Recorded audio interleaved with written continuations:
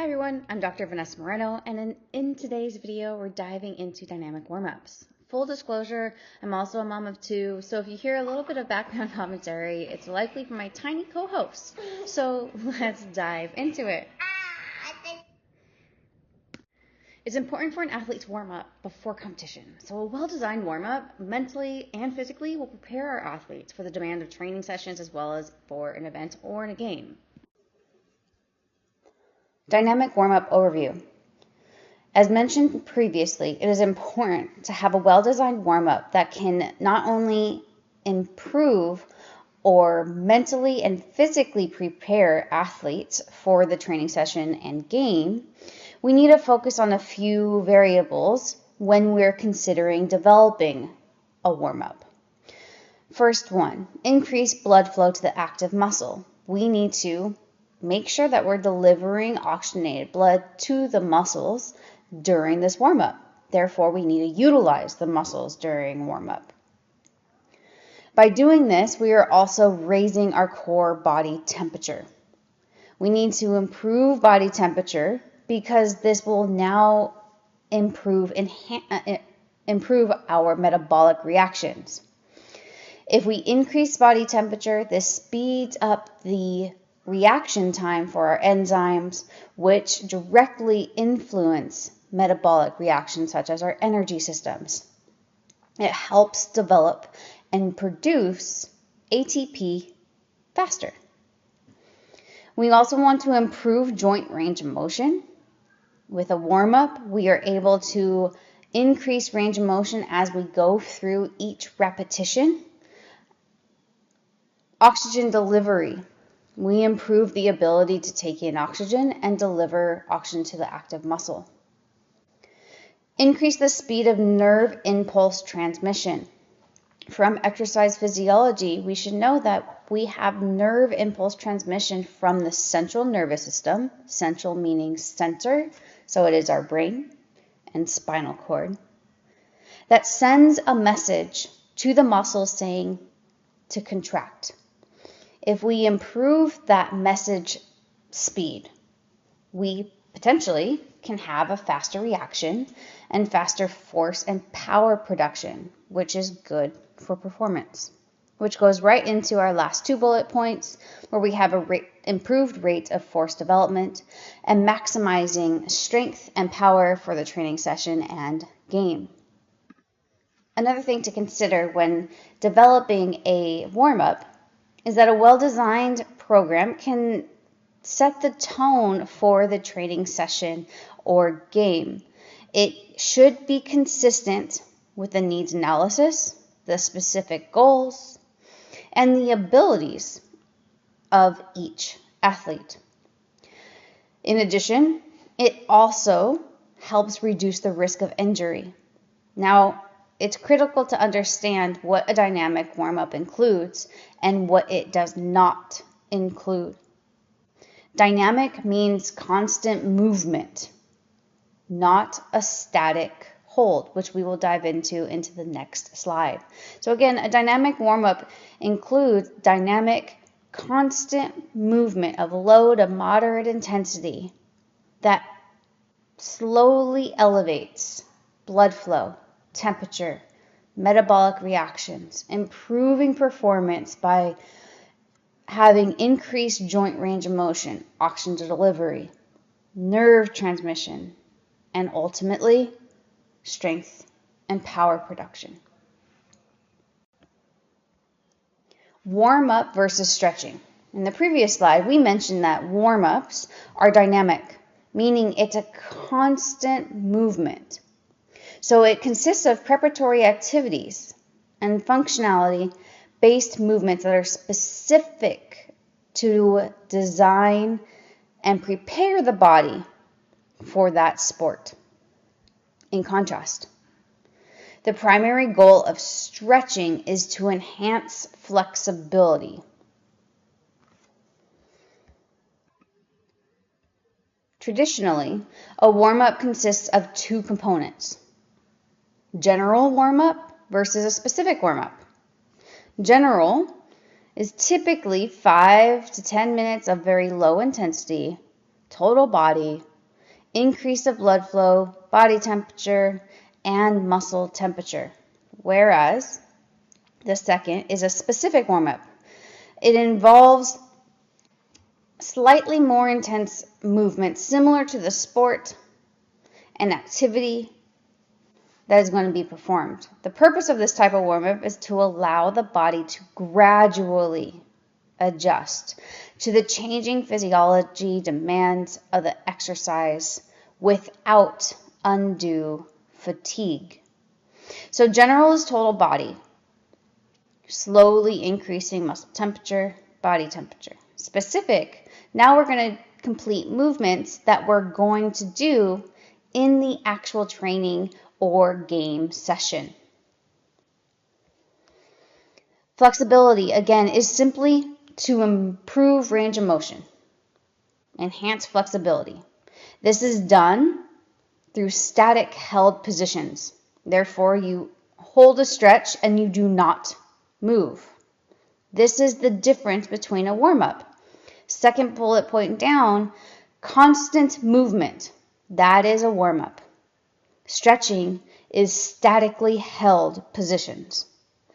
Each position for a stretch is held typically 10 to 30 seconds. However, misbelief or common belief is that you should stretch prior to a warm-up or in your warm-up. However, research has shown flexibility prior to strength and power may be detrimental to performance. We will talk a little bit more about this on the next slide, but a warm-up does not include stretching.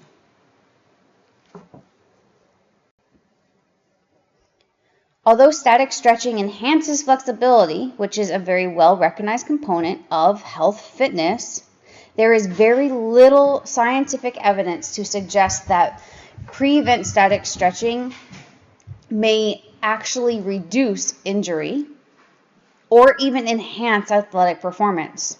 Therefore, we know at this time that completing static stretching prior to strength, prior to power, is detrimental. This even goes for gymnasts, right? That third bullet point down. What about gymnasts who rely on high levels of flexibility? Even athletes who compete in sports that require high level of flexibility must consider both the potential benefits and the related concerns when deciding whether or not to include static stretching in the warm-up routine. Now, if someone were to complete static stretching before power and strength, what is the time frame? Stretching prior to power and strength may cause detrimental or reduced strength and power for roughly 20 minutes to about an hour. And then over time, the elasticity of the muscle goes back to normal length. However, if you decide to complete static stretching prior to power and strength, you may actually see a 3% decrease in performance in comparison to a dynamic warm-up. Again, to reiterate, a growing body of literature indicates that static stretching prior to power and strength of the primary mover muscles may actually have a negative effect. This negative effect may go for force production, power performance, reaction time, as well as running speed. Questions to consider when thinking about static stretching. Is static stretching important? Absolutely. Should it be eliminated from an athlete's program? No, it should not. Well, then why and when should athletes do static stretching? Great question. Static stretching is important. However, where it is placed within a program is critical. Athletes should add static stretching to the end of their training session or competition. Why do athletes statically stretch before exercise? Because static stretching has traditionally been a part of many warm-up routines. Think back to your own training days as kids. What were you always told to do? More than likely, you were told to statically stretch. And typically, it's because it's just the belief of the coach. However, literature, again, has demonstrated static stretching prior to these types of movements can be detrimental. And it's also due to simply a lack of knowledge. So the picture to the left is a photo from 2013 Super Bowl where the lights went out.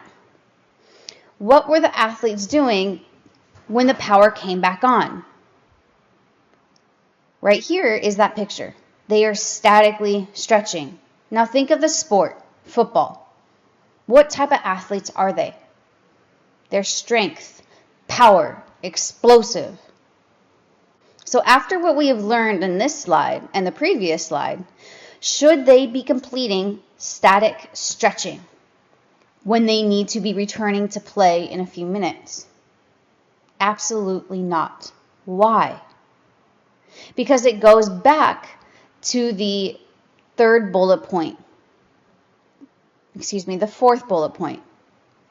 where we have a decrease in sprint performance in comparison to a dynamic warm-up. So the question is, what should have they been doing? Let's go to the next slide. Everyone should have been doing dynamic warm-ups. So you see here an athlete doing a squat, an athlete getting prepared to throw a ball.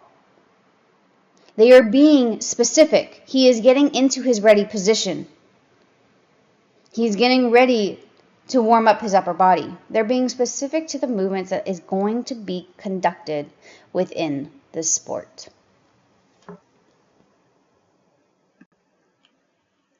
Dynamic warm-up and performance. Since the current practice of pre-event static stretching has been based on intuition and tradition, as opposed to actual research, dynamic warm-up protocols that must simulate movements are becoming more popular as we continue to better understand the methods of training to enhance performance. This type of training typically includes movements of low, moderate, and sometimes high intensity that increases body temperature slowly and gradually, enhancing motor unit excitement, developing kinesthetic awareness, and maximizing active range of motion. So we want to emphasize the movement required in the exercise or the sport, not the individual muscle. So we're not really focusing on warming up the biceps or warming up the quadriceps, more so the entire movement as a whole.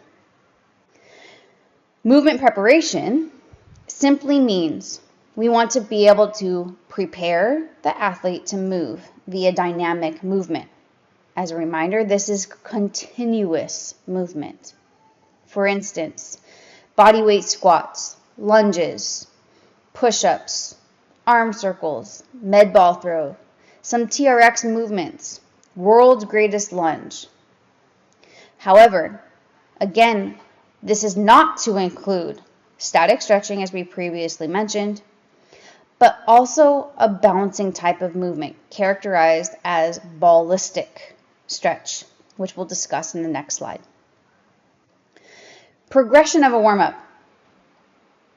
Warming up simply means to warm up.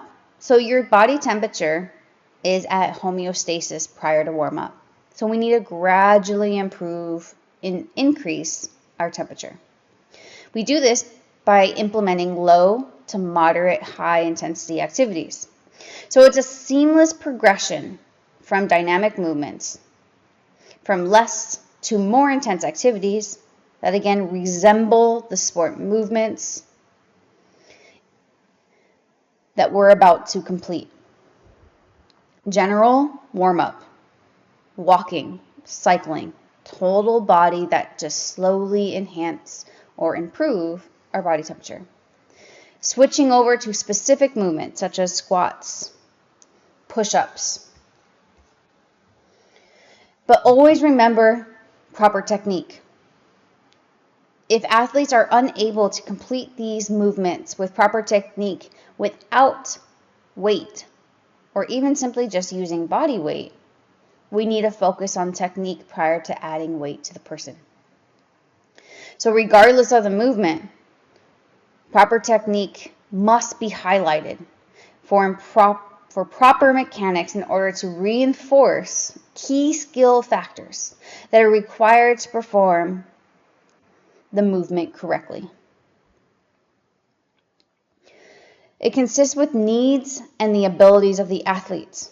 So again, a dynamic warm-up has been shown to improve performance between 2 and 10%, whereas a static stretch can decrease around 3% of performance.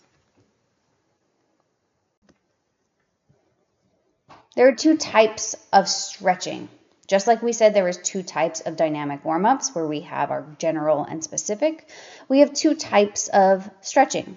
The first one, passive, uses an external force, usually by another person, to stretch the muscle groups, which is demonstrated in the top photo. Someone else is providing the stretch. This is passive because the individual who is being stretched is simply allowing the stretch to take place. The second image, underneath, it's a pike position where your feet are straight in front of you, hamstring stretch, involves a slow increase in muscle group length and holding that position for a short period of time. Again, static stretching typically is held between 10 and 30 seconds for each position.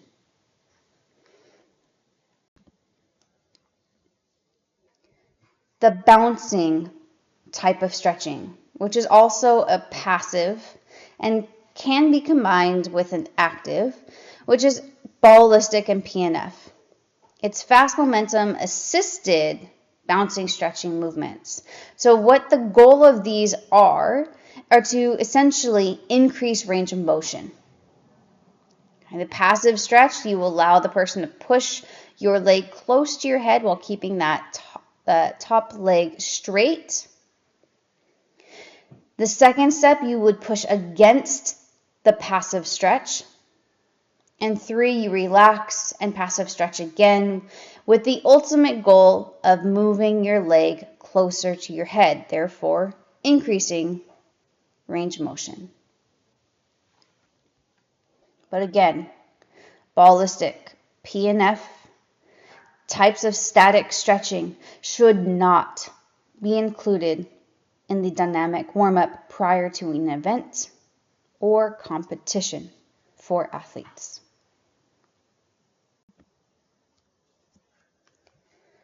Dynamic warm-up and performance, again, general and specific, just giving you a little bit more detail.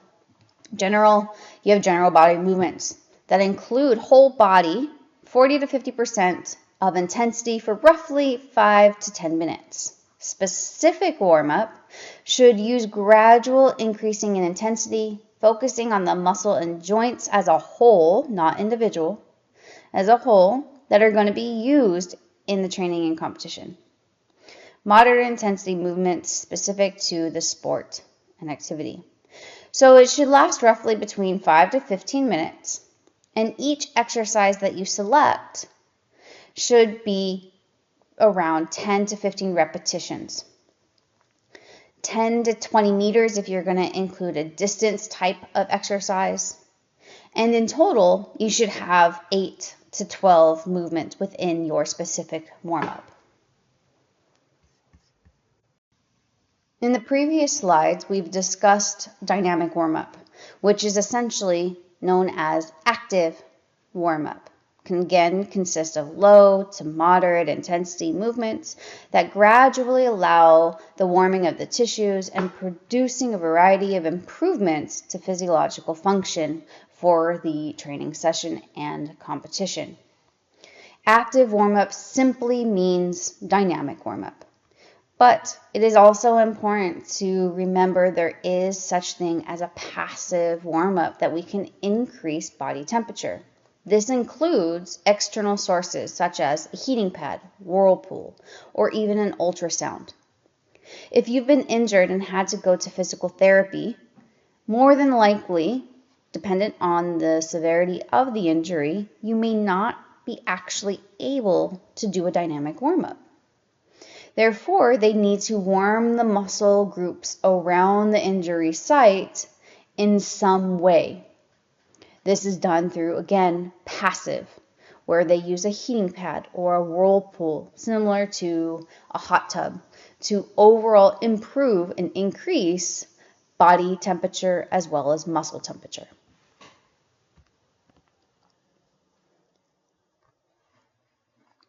Well, warm-up typically refers back to a ramp protocol, R-A-M-P. R for raise, their general warm-up, to elevate body temperature, our heart rate, respiration rate, blood flow, joint fluid viscosity via a low-intensity activity that stimulates the movement patterns of the upcoming activity. A and M, activate, mobilize, where we're actively moving through a range of motion dynamically. Again, this means continuously. And last, potentiate, P. Perform sport-specific activities that progress in intensity until the athlete is performing at the intensity required for the subsequent competition or training session.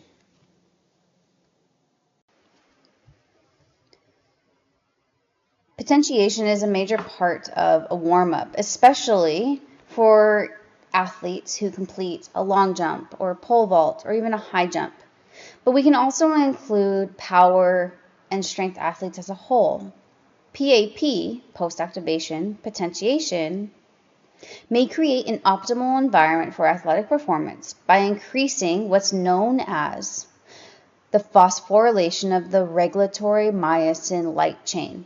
From exercise physiology, this is simply put as the sliding filament theory, the contraction of muscle, and enhancing neuromuscular function. Again, neuromuscular is the communication between the central nervous system, brain and spinal cord, to the muscle. So if we are able to enhance the communication between the nervous system and the muscle, and the ability to improve the rate at which we contract our muscle, performance may be increased. Although the exact mechanics of PAP are not completely understood, there is evidence that suggests that the responsive skeletal muscle to the demands placed on it is influenced by what's known as contractile history. It's simply a brief time of repetitive stimulation that can result in an enhanced contractile response, known as potentiation. So it's essentially what you did prior to the actual event that you want to improve. For instance, heavy squats prior to a vertical jump may actually enhance your jump performance. This can include a variation of ways of enhancing this by jump height, power, takeoff velocity, even force production. It could be one or a combination of these. Another example is when we use a power exercise prior to another power movement, such as a vertical jump, rest, and then a subsequent vertical jump. The initial jump may enhance the second. However, in order for PAP to be influential for athletes, it's heavily reliant on fatigue. PAP and fatigue can coexist, meaning when you are tired, there is still the possibility of potentiation, but there is a very heavy balance or needed balance between the two movements. For instance, if a heavy exercise is done, more rest will be needed prior to the subsequent exercise. For instance, 4 to 8 minutes may be needed between the squat and the vertical jump, whereas a power exercise may only need 30 seconds to about 4 minutes of rest prior to the second jump. Why such a big range in time difference? Well, it's highly individualized. It's based on training age, how experienced you are, and your relative strength. Remember, we talked about relative versus absolute strength in previous PowerPoints.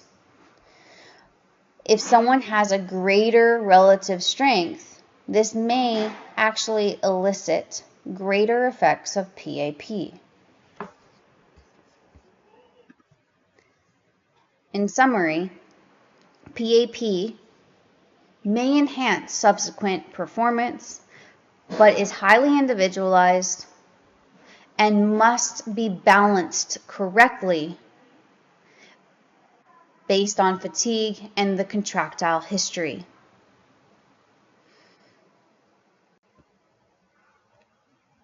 Mental preparation.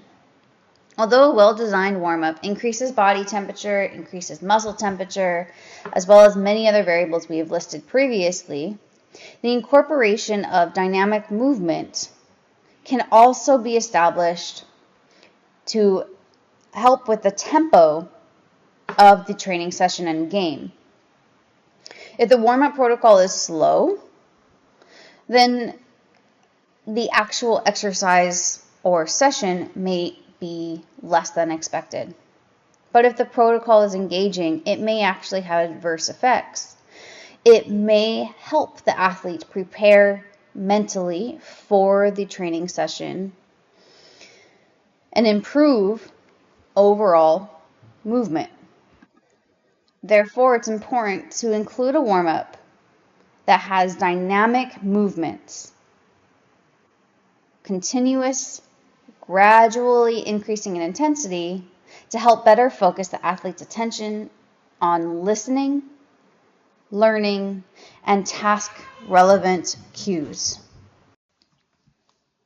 Developing a dynamic warm-up protocol. Unlike a traditional warm-up, dynamic warm-up can result in, again, noticeable improvements in fundamental skills to prepare the body for vigorous and also random movements that may occur during training sessions as well as the competition. For instance, this phase of training can provide an opportunity for athletes to gain confidence in their abilities to perform movement skills. Additionally, warm-up activities that are active, continuous, engaging, and somewhat challenging are far more enjoyable than traditional stretch and hold activities. Therefore, when we're preparing the body for vigorous and random movements, we need to focus on 3 goals, referring back to the ramp for more detail, but the goals of dynamic warm-up is to warm up, activate, and motivate. Warm-up highlights the importance of increasing body temperature. Activate refers to exciting or potentiating the neuromuscular system. And motivate draws attention to the need of the psychological preparedness of the athlete for the demands of training and competition. When considering a general warm-up, should we only include jogging? No. There are a number of different total body movements that can be completed at low intensity to elicit and improve just overall body temperature and muscle temperature, such as jumping rope, body weight strength exercise, metabolic exercise, agility ladders such as footwork patterns. This is not an exhaustive list, but some examples. A general warm-up should include 5 to 10 minutes, with a specific warm-up with a bit longer of a time frame, from 5 to 15 minutes. A total of 8 to 12 different exercises that progress from simple to more challenging, and improving range of motion as we progress. Again, the goal, to activate and motivate, but without undue fatigue. We don't want to cause the athlete to become too tired in the warm-up prior to the training session or competition. Variations. As we move along in the training, you can add new variation to each movement to make it slightly more challenging as the athlete progresses and improves their overall technique. For instance, knee lifts can be added into a walking lunge, or a walking lunge can be added to simply a lunge. Lunges that are around the world, or even world's greatest, these progress and improve our overall balance and strength. Take home, there are hundreds of exercises that can be incorporated into a dynamic warm-up, but should be done with proper technique and at the appropriate skill level of the athlete. For the next 9 slides, here are some examples that are provided to you that can be used within a dynamic warm-up exercise. Please take a moment to read the title as well as the directions on how to complete these movements as you read through them. I highly suggest that you stand up and you actually do these movements and practice them yourself, as it'll help you when you conduct your homework assignment for this chapter.